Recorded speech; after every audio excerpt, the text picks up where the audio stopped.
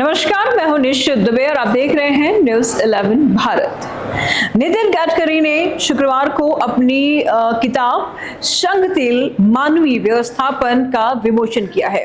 इस दौरान उन्होंने याद किया कि कैसे 11 साल पहले ई रिक्शा को शुरू करने के लिए उन्होंने लड़ाई लड़ी थी और सोच लिया था कि ई रिक्शा शुरू करने के लिए एक बार नहीं, अगर 10 बार भी कानून को तोड़ने पड़े तो वो तोड़ेंगे।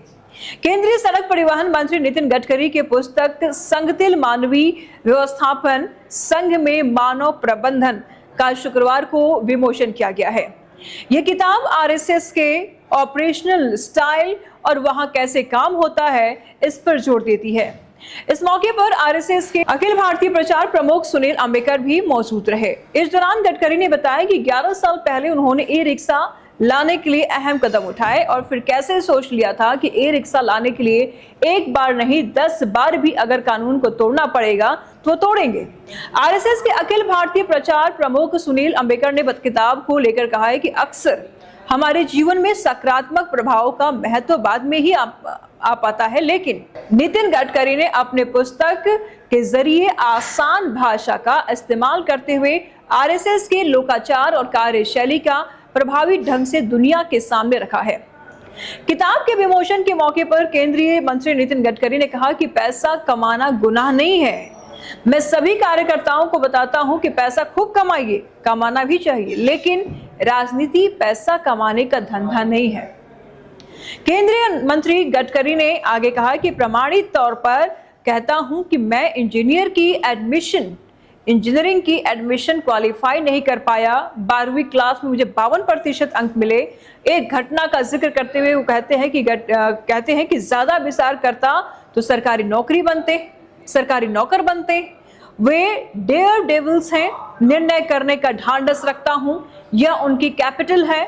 गडकरी ने कहा कि उनके जीवन का सबसे बड़ा काम साइकिल रिक्शा की जगह ई रिक्शा लाना रहा, क्योंकि साइकिल रिक्शा में मानव को खींचता है और ये काफी कष्टदायक है। कभी आपने सोचा है, रिक्शा चालकों को देखा है आपने? पतला सा रिक्शा चालक का पूरा बोझ ढोया जा रहा है। 2014 में जब मंत्री बने तो उन्होंने सोचा कि 1 करोड़ व्यक्ति आम आदमी को खींच रहा है। दीनदयाल उपाध्याय ने कहा था कि यह मानवीय शोषण है, जिस दिन ये बंद होगा वह देश के लिए सुनहरा दिन होगा। गडकरी ने कहा कि उन्होंने सोच लिया था कि इसके लिए एक बार नहीं 10 बार कानून तोड़ना पड़ेगा तो तोड़ेंगे, लेकिन ई रिक्शा पर कानूनी लड़ाई को याद करते हुए गडकरी ने कहा कि महात्मा गांधी ने एक बार कहा था कि अगर आप किसी गरीब व्यक्ति की मदद कर रहे हैं तो आप एक बार नहीं बल्कि 10 बार कानून तोड़ सकते हैं। मैंने भी ऐसा ही करने का फैसला किया। गडकरी यही नहीं रुके, गडकरी आगे कहते हैं कि इलेक्ट्रिक रिक्शा ने एक आदमी के दूसरे आदमी को खींचने वाली अमानवीय प्रथा को खत्म कर दिया है, क्योंकि बड़ी संख्या में साइकिल रिक्शा चालक इलेक्ट्रिक वाहन चलाने लगे हैं। उन्होंने कहा कि यह मेरे जीवन की सबसे बड़ी उपलब्धि है। उन्होंने ये भी कहा कि ई रिक्शा पर स्विच करने से लगभग 1 करोड़ लोगों को फायदा हुआ है।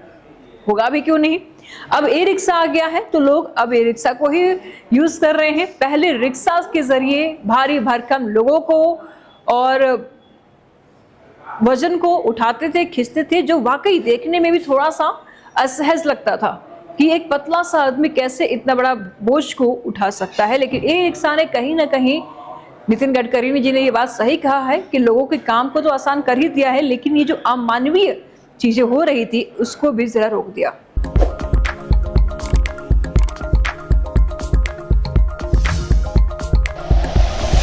Like and share videos, subscribe करें हमारा चैनल और प्रेस करें बेल आइकॉन। न्यूज़ 11 भारत, सच है तो दिखेगा।